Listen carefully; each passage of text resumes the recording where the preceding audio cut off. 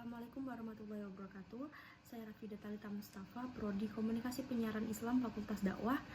Saya akan melakukan ujian komprehensif yang akan diupload di aplikasi YouTube. Langsung saja saya akan membacakan soal yang pertama, yakni pilihlah salah satu ayat tentang dakwah, lalu baca ayat tersebut dan kemudian jelaskan asbabun nuzulnya dan bagaimana pendapat Anda tentang ayat tersebut. Baik, di sini saya akan langsung menjawabnya. Asbabun nuzul. Asbabun nuzul yaitu bisa dibilang dengan sebab-sebab diturunkannya ayat Al-Quran, yakni Al-Fusilat ayat 33 yang berbunyi Bismillahirrahmanirrahim, waman ahsanu qawlan mimman da'a ilallahi wa amila sholihan wa qala innani minal muslimin, yang mengandung arti atau konteks dakwah dan penjelasan ayat tersebut tentang tanggung jawab orang-orang yang menyeru kepada kebaikan dan mengajak kepada Allah. Ayat ini menyatakan bahwa siapa yang lebih baik perkataannya daripada orang yang menyeru kepada Allah, beramal soleh dan berkata, sesungguhnya aku termasuk orang-orang yang berserah diri. Nah, ayat ini itu turun sebagai respon terhadap tantangan dan penolakan yang dihadapi Nabi Muhammad SAW dan para pengikutnya dalam menyebarkan ajaran Islam. Kalimat tersebut menekankannya pentingnya menyeru kepada kebaikan dan menunjukkan teladan yang baik meskipun menghadapi perlawanan seperti itu. Nah, langsung saja soal yang kedua, yaitu jelaskan apa yang Anda ketahui tentang dakwah dan komunikasi. Menurut saya, dakwah dan komunikasi itu sesuatu yang tidak dapat dipisahkan karena unsur-unsurnya telah sesuai dengan visi misi dakwah.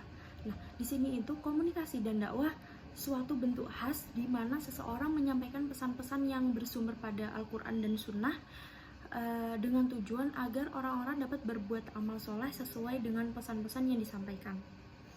Seperti itu. Nah, soal yang nomor 4 yaitu uraikanlah urgensi Prodi KPI di era saat ini dalam konteks dakwah dan komunikasi menurut perspektif Anda. Baik, alasan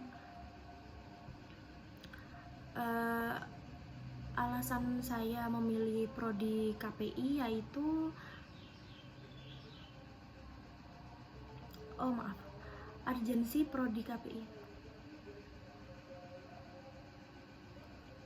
Soal yang nomor 4 yaitu urgensi Prodi KPI di era sekarang dalam konteks dakwah dan komunikasi menurut perspektif Anda.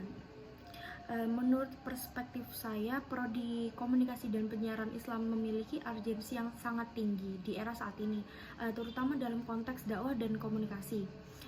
Berikut contoh ya, mungkin beberapa poin penting penyebaran informasi yang saya ketahui.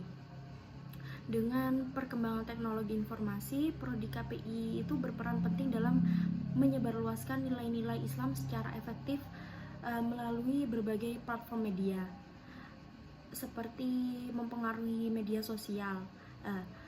Dalam mempengaruhi media sosial ini menjadi alat utama dalam berdakwah. Nah, Prodi KPI membekali mahasiswa dengan kemampuan untuk menggunakan media ini secara strategis agar pesan dakwah bisa menjangkau audiens yang lebih luas. Seperti itu.